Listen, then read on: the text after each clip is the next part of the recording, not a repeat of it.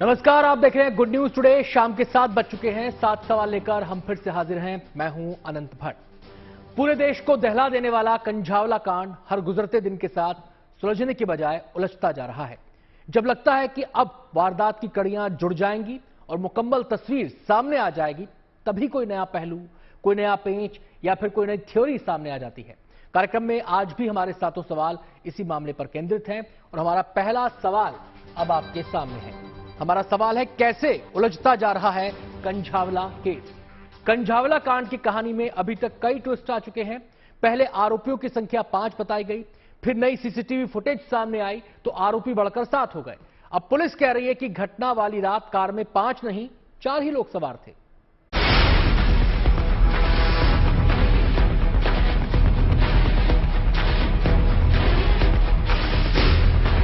कंझावला में 31 दिसंबर की रात अंजलि की निर्मम मौत का मामला मिस्ट्री बनकर रह गया है। हर दिन होते नए खुलासे ने इस पूरे मामले को उलझा दिया है। हर दिन इस घटना की नई थ्योरी सामने आ रही है और जांच की दिशा बदल जाती है।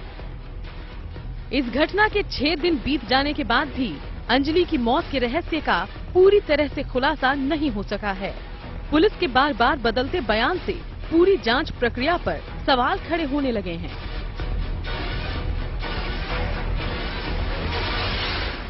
पुलिस की जांच में कल ये खुलासा हुआ था कि घटना वाले दिन गाड़ी दीपक नहीं बल्कि अमित चला रहा था। पुलिस के मुताबिक अमित के पास ड्राइविंग लाइसेंस नहीं था, इसलिए आरोपियों ने एक नई कहानी गढ़ी और जांच को भटकाने के लिए अमित की जगह दीपक को ड्राइवर बना दिया। एक्यूज्ड हैं, उनका जो वर्जन था उसमें कुछ हम कंट्राडिक्शन ला पाए हैं और सीसीटीवी फुटेज के आधार पर और जो सीडीआर के आधार पर हमें ये पता लगा है कि इसमें 2 लोग और इन्वॉल्व थे। अब जो नई बात सामने आ रही है उसके मुताबिक दीपक गाड़ी में मौजूद ही नहीं था। पुलिस को एक सीसीटीवी फुटेज मिला है जिसमें दीपक घटना के बाद गाड़ी में सवार होता दिखाई दे रहा है। पुलिस के मुताबिक बलेनो कार से अंजलि को टक्कर मारने के बाद वो अपने दोस्त दीपक के पास पहुंचकर सारी घटना बताता है। लाइसेंस न होने की बात सुनकर दीपक गाड़ी चलाने की जिम्मेदारी अपने ऊपर ले लेता है और इस कहानी में ट्विस्ट लाने में अमित की मदद करता है अमित का भाई अंकुश और गाड़ी का मालिक आशुतोष।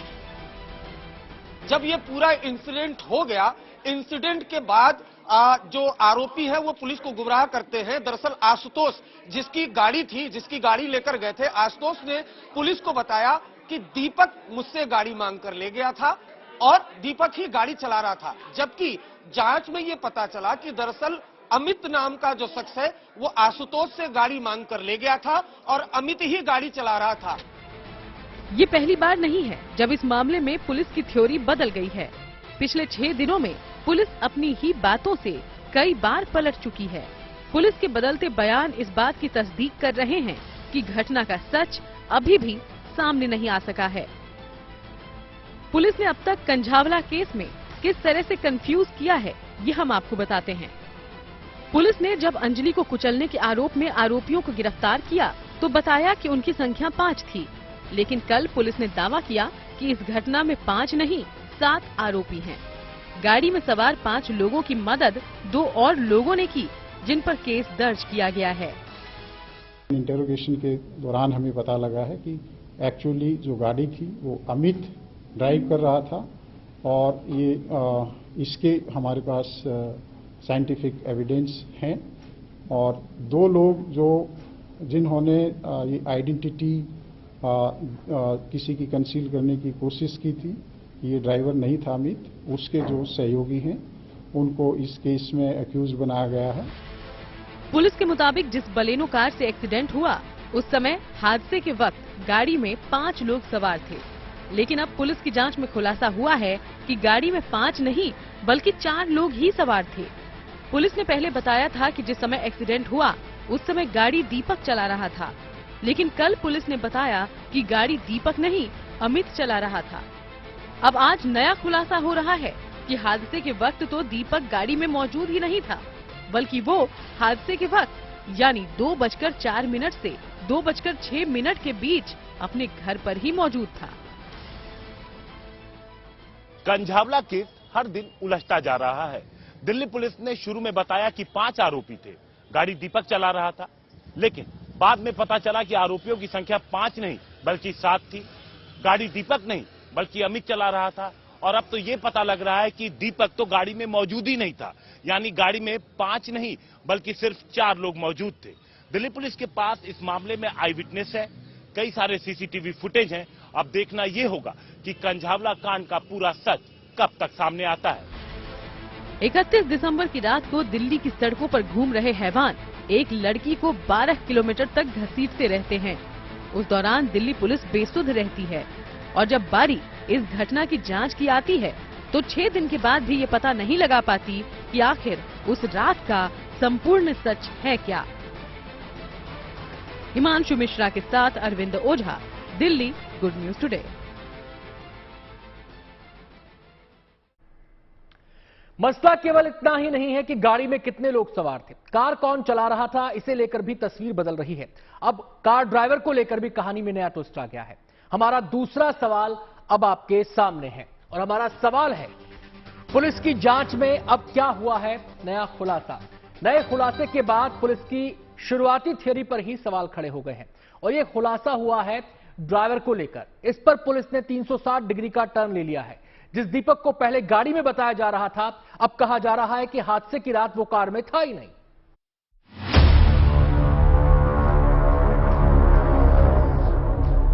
कंझावला केस में एक बार फिर से नया खुलासा हुआ है। अब कहा जा रहा है कि अंजलि को घसीटने के दौरान कार में 5 नहीं बल्कि 4 लोग ही मौजूद थे। यानी पुलिस की शुरुआती थ्योरी पर फिर से सवाल खड़े हो गए हैं, जिसमें उसने कहा था कि गाड़ी में 5 लोग मौजूद थे। दरअसल शुरुआती जांच के बाद पुलिस ने दावा किया था कि हादसे के वक्त गाड़ी में 5 लोग सवार थे, जिनके नाम हैं दीपक खन्ना, मनोज मित्तल, अमित खन्ना, कृष्ण और मिथुन, और गाड़ी दीपक चला रहा था। लेकिन आज खुलासा हुआ है कि गाड़ी में केवल 4 ही लोग सवार थे और जिसे दीपक ड्राइव कर रहा था। और जिस दीपक को ड्राइवर बताया जा रहा है वो गाड़ी में मौजूद था ही नहीं, वो तो घटना के वक्त अपने घर पर मौजूद था। मनोज मित्तल, अमित खन्ना, कृष्ण और मिथुन ही मौजूद थे।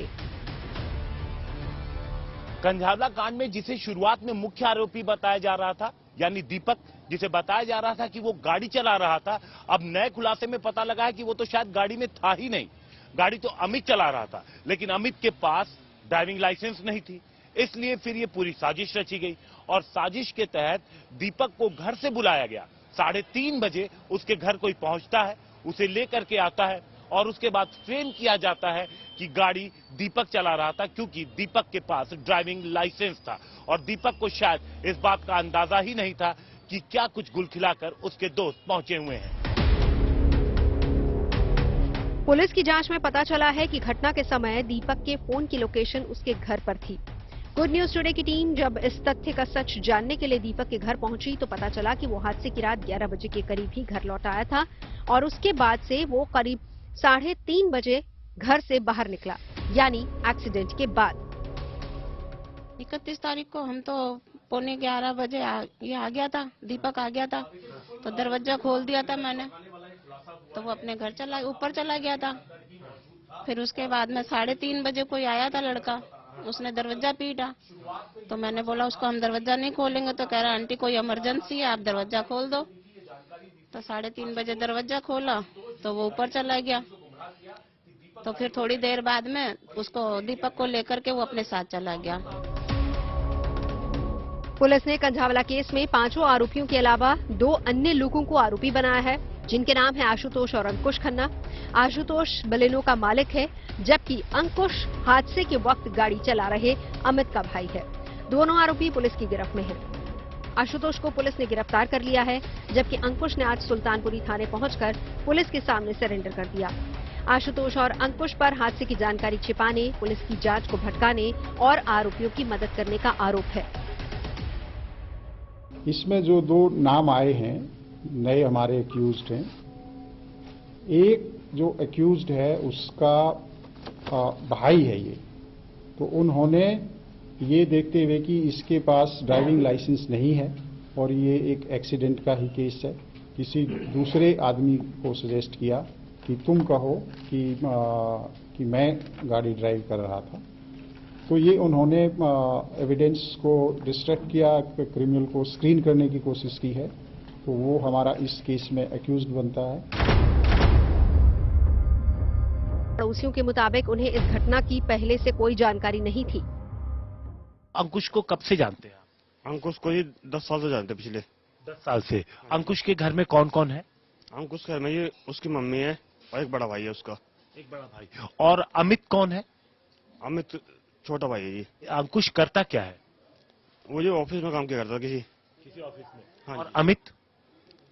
वो जी ग्रामीण सेवा चलाया करता है।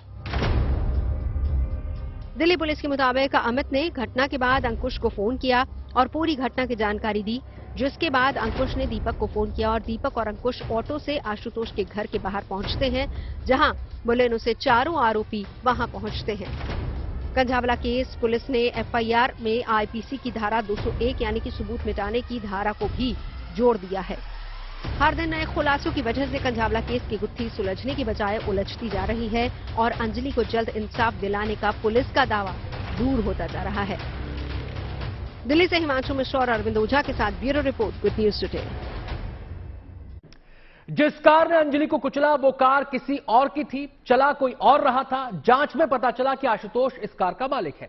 आशुतोष को पुलिस ने अरेस्ट कर लिया है। नजर हमारे तीसरे सवाल पर, और सवाल है इस केस से कैसे जुड़ा है गाड़ी का मालिक आशुतोष। इस बारे में विस्तार से बता रहे हैं हमारे संवाददाता हिमांशु मिश्रा। शुरुआत में पुलिस को लगा कि सभी आरोपी यानी पांचों आरोपी सच बोल रहे हैं और पुलिस ने इस मामले में एफआईआर दर्ज कर पांचों को गिरफ्तार कर लिया। लेकिन जब जांच आगे बढ़ी तो पुलिस को पता लगा कि किस तरीके से इस पूरी जांच को गुमराह किया जा रहा है और उसके बाद पुलिस ने 2 और आरोपी इस मामले में शामिल किए, एक आशुतोष और दूसरा अंकुश। आशुतोष वो जिसने गाड़ी की चाबी अपने दोस्तों को दी थी और उसके बाद जब उसे पता लगा, सुबह 4 बजे जब उसके घर पहुंचते हैं और उसे ये पता लगा कि एक्सीडेंट करके उसके दोस्त आए हैं, तो उन लोगों ने मिलकर एक साजिश रची और उसके तहत कहा गया कि गाड़ी अमित नहीं बल्कि दीपक चला रहा था। इसके बाद पुलिस ने 120B और 201 आईपीसी अपने एफआईआर में जोड़ी और आशुतोष और अंकुश दोनों को गिरफ्तार कर लिया। कैमरामैन दीपक बिष्ट के साथ हिमांशु मिश्रा, जीएनटी टीवी। कंझावला कांड का एक और किरदार है निधि, जो खुद को अंजलि की सहेली बताती है। 3 दिन तक उसने चुप्पी साधे रखी, लेकिन 3 दिन के बाद उसने जो कहानी बताई वो भी सवालों के घेरे में है। नजर हमारे चौथे सवाल पर, और हमारा सवाल है अंजलि की मौत में क्या है सहेली की पहेली। निधि जो दावे कर रही है उन पर संदेह है। अंजलि के परिवार को लगता है कि वो बरगला रही है।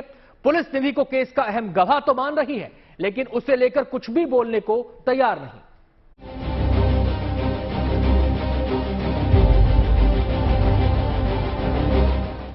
कि जो निधि है वो इसमें एक बहुत अहम विटनेस है। अगर वो अंजलि के साथ है तो क्यों नहीं अंजलि के हक में खड़ी होती है?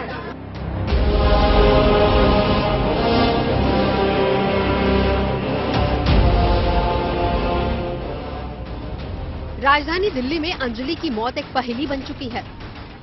इसे जितना सुलझाने की कोशिश हो रही है उतनी ही उलझती जा रही है। अंजलि की सहेली निधि के बयान भी गले से नहीं उतर रहे। ऊपर से पुलिस भी निधि को लेकर कुछ भी बोलने को तैयार नहीं है। सच खंगालने के लिए दिल्ली पुलिस निधि को अपने साथ ले गई। आउटर दिल्ली के डीसीपी हरेंद्र सिंह ने बाकायदा एक बयान जारी करते हुए बताया कि निधि इस केस में एकमात्र आई विटनेस है, उससे कुछ बातों को वेरीफाई कराना है, इसलिए उससे एक अनडिस्क्लोज लोकेशन पर लगातार पूछताछ की जा रही है और उसके बयान रिकॉर्ड किए जा रहे हैं। पुलिस के मुताबिक ये रूटीन पूछताछ है, लेकिन पुलिस ही ये कह चुकी है कि उसे निधि की भूमिका पर संदेह है। अंजलि केस में एक के बाद एक कई सीसीटीवी तस्वीरें सामने आ रही है, जो ये इशारा कर रही है कि कहीं ना कहीं कुछ ना कुछ गड़बड़ जरूर है। सबसे पहले आप इस नए वीडियो को देखिए।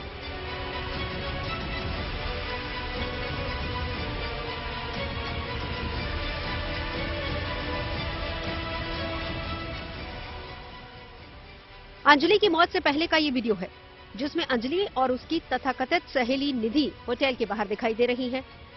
1 तारीख रात के 1:28 का ये वीडियो है। यहाँ पर किसी बात को लेकर आपस में दोनों की बहस होती है। ये बहस किस बात पर हुई, इसका खुलासा नहीं हो पाया है। अब एक दूसरी सीसीटीवी तस्वीरों को भी दिखाते हैं। आपको 31 दिसंबर की रात का ये वीडियो और इसमें दिखाई दे रही दो लड़कियां नजर आएंगी। एक निधि है और दूसरी अंजलि। निधि ने लाल टी शर्ट पहन रखी है और अंजलि ने पिंक टी शर्ट पहनी हुई है। अब पूरा सीक्वेंस देखिए। पहले पिंक टी शर्ट पहने अंजलि अपने घर से निकलती है और स्कूटी तक पहुंचती है। थोड़ी ही देर में लाल टी शर्ट पहने निधि बाहर आती है और स्कूटी तक पहुंचती है। तब तक अंजलि स्कूटी स्टार्ट कर चुकी है और वो स्कूटी को थोड़ा आगे बढ़ाती है और तब निधि पीछे सवार हो जाती है। फिर अंजलि स्कूटी आगे बढ़ा देती है और दोनों वहां से निकल जाती हैं। अब आप दो तस्वीरें देखिए। एक में निधि घर से अंजलि के साथ निकलती नजर आ रही है, दूसरी में निधि अकेली घर लौटती नजर आती है। दरअसल अंजलि एक्सीडेंट केस में निधि एक बड़ी मिस्ट्री बन गई है। जिसे अंजलि की दोस्त बताया जा रहा था, उसे दोस्त मानने के लिए कोई तैयार नहीं है।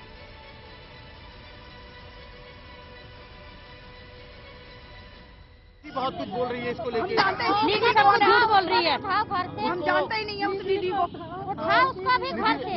निधि को जानती हैं? नहीं जानते, कोई नहीं जानता। निधि उसको अंजलि का दोस्त बता रही है। नहीं जानते। उसका दोस्त था, 4 दिन मिला तो भगा के मार दिया। नहीं जानते। जिसे अंजलि की दोस्त बताया जा रहा था, उसे न अंजलि का परिवार दोस्त मान रहा है और न ही पुलिस। हमारे पास एविडेंस है। मैं इतना कह सकता हूं कि जैसे 31 का इंसिडेंट है और 30, 29 इसके 20-25 कॉल हो रखी है। हालांकि निधि ये जरूर कह रही है कि उसकी अंजलि के साथ दोस्ती हाल ही में हुई थी और वो अच्छे दोस्त बन गए थे। उसको ज्यादा टाइम नहीं हुआ था उसको जानते हुए, 10-15 दिन हुए थे उसको जानते हुए। मुलाकात हुई? मेरी एक फ्रेंड थी, उसके थ्रू उससे मुलाकात हुई थी। अच्छा। हाँ जी, तो ज्यादा टाइम नहीं हुआ था मैं उसको जानते हुए। तो जानते जानते तो हम थोड़ा क्लोज आ गए, अच्छे फ्रेंड बन गए, अच्छी बॉन्डिंग हो गई हम दोनों की। बॉन्डिंग होने के बाद हमने सोचा कि नया साल हम दोनों साथ बनाएंगे। मैंने कहा ठीक है, कोई दिक्कत नहीं, हम साथ बनाएंगे नया साल। 31 दिसंबर और 1 जनवरी की रात लोगों ने निधि को घायल होते देखा और जब उसकी चोट के बारे में उससे पूछा गया तो उसने बहाना बना दिया। पड़ोसी बता दें कि निधि उस रात लड़खड़ाते हुए घर लौटी थी। उसके हाथ में सूजन थी और चेहरे पर खरोच के निशान। और जब उससे लोगों ने पूछा तो उसने घर की सड़क पर गिरने का बहाना बना दिया। इस लड़की को सारा पता है, ये इसको ये छुपा कर रही है, इसके आगे आए सबके सामने, ये मांग है हमारी। अब अंजलि केस में लोग दिल्ली पुलिस और उस रात की इकलौती चश्मदीद निधि को सवालों के कटघरे में खड़ा कर रहे हैं। दिल्ली पुलिस ने धारा 164 के तहत निधि का बयान दर्ज कर लिया है। हालांकि दिल्ली पुलिस ये नहीं बता रही है कि निधि ने अपने बयान में क्या कहा।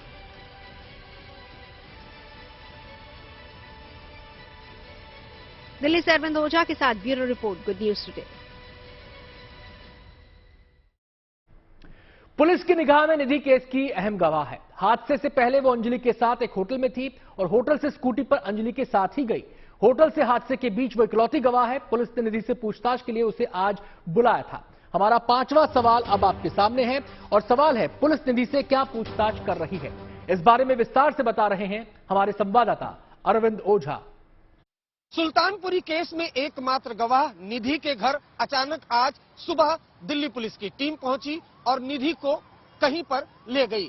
इस मामले में आउटर दिल्ली के डीसीपी हरेन सिंह ने बाकायदा एक बयान जारी करते हुए बताया कि निधि इस केस में एकमात्र आई विटनेस है, उससे कुछ बातों को वेरीफाई कराना है, इसलिए उससे एक अनडिस्क्लोज लोकेशन पर लगातार पूछताछ की जा रही है और उसके बयान रिकॉर्ड किए जा रहे हैं। कंझावला केस सामने आने से लेकर अब तक पुलिस की थ्योरी में कई बदलाव आ चुके हैं। अंजलि के परिवार वाले भी पुलिस की जांच से संतुष्ट नजर नहीं आ रहे। जिस तरह से शुरुआत से पुलिस का रवैया रहा है, उसे लेकर पुलिस पर सवाल उठ रहे हैं। हमारा 6ठा सवाल अब आपके सामने है और सवाल है, क्या पुलिस इस मामले में कुछ छिपा रही है? अब जरा पृष्ठभूमि को समझिए। कंझावला केस की जांच कर रही पुलिस की भूमिका पहले दिन से ही सवालों के घेरे में है। पहले उसने जल्दबाजी में इस पूरे मामले को एक साधारण हिट एंड रन करार दिया, यानी कि एक भीषण हादसा करार दिया जिसमें कुछ लोगों ने स्कूटी सवार लड़की को टक्कर मारी और वो मौके से भाग गए। फिर उसने इस घटना के लिए कार में 5 आरोपियों को जिम्मेदार ठहराया। फिर जब घटना के अहम चश्मदीद निधि की एंट्री हुई तो इस केस के पूरे समीकरण ही बदल गए। पहले इस केस को पुलिस आरोपियों के बयान के आधार पर इन्वेस्टिगेट कर रही थी, लेकिन जब निधि सामने आई तो पुलिस को अपनी जांच की दिशा बदलनी पड़ी। अब दिल्ली पुलिस ने धारा 164 के तहत निधि का बयान तो ले लिया, लेकिन निधि ने पुलिस को क्या बताया, किन सवालों का सही जवाब दिया, किन का नहीं दिया, इन बातों पर दिल्ली पुलिस खामोश है। पुलिस ने निधि के दावों को लेकर अब तक कोई बयान नहीं दिया है, इसलिए पुलिस के रवैये पर सवाल खड़े हो रहे हैं। ऐसे में सवाल वाजिब है, क्या दिल्ली पुलिस और निधि इस मामले में कुछ छिपा रहे हैं? हर दिन हो रहे नए खुलासे और उसके बाद बदलती जांच की दिशा को देखते हुए दिल्ली महिला आयोग ने पुलिस की भूमिका पर सवाल खड़े कर दिए हैं। महिला आयोग कंझावला केस में पहले ही दिल्ली पुलिस को नोटिस जारी कर चुका है और अब वो इस मामले की जांच केंद्रीय जांच एजेंसी से कराने की मांग कर रहा है। ऐसे में हमारा 7वां सवाल अब आपके सामने है और सवाल है, डीसीडब्ल्यू कंझावला केस की सीबीआई जांच की मांग क्यों कर रहा है? आइए आपको सुनवाते हैं खुद महिला आयोग के अध्यक्ष स्वाति मालीवाल ये मांग क्यों कर रही हैं। आज अंजलि के केस में हमने दिल्ली पुलिस को समन करा था। दिल्ली पुलिस के सीनियर ऑफिशियल्स आए हैं और उन्होंने हमें एक जवाब दिया है। जब हमने उनसे पूछने की कोशिश करी कि उन्होंने किस तरीके की जांच करी है, तो उनकी जांच में बहुत सारे प्रश्न चिन्ह निकल कर आए हैं। मेरी ये रिकमेंडेशन है केंद्र सरकार को कि ये केस तुरंत दिल्ली पुलिस से लेके सीबीआई को ट्रांसफर कर देना चाहिए। सबसे पहले हमें ये पता चला है कि दिल्ली पुलिस ने आज तक निधि का फोन रिकवर नहीं करा है। ऐसा कैसे हो सकता है? निधि का फोन रिकवर करना बहुत जरूरी है क्योंकि उस फोन में बहुत इंपॉर्टेंट एविडेंस हो सकती है। दूसरी बात हमें यह पता चली है कि जो सीसीटीवी फुटेज है पूरे एरिया में, वो सारे के सारे सीसीटीवी कैमरास अभी खंगाले नहीं गए हैं और उनकी रिकॉर्डिंग अभी दिल्ली पुलिस द्वारा ली नहीं गई है। तीसरा, जितने भी आई विटनेसेस हैं उन सबके 164 स्टेटमेंट नहीं हुए हैं अभी तक। मैं ये मानती हूं कि दिल्ली पुलिस का रवैया इस केस के प्रति बहुत ही ज्यादा प्रश्न रेज करने वाला रवैया रहा है। तो मेरे हिसाब से जो ये ऑफिसर्स हैं जिनकी गलती थी, उन सबको आइडेंटिफाई करके उनको सस्पेंड करना चाहिए और ये पूरा का पूरा केस सीबीआई को ट्रांसफर कर देना चाहिए।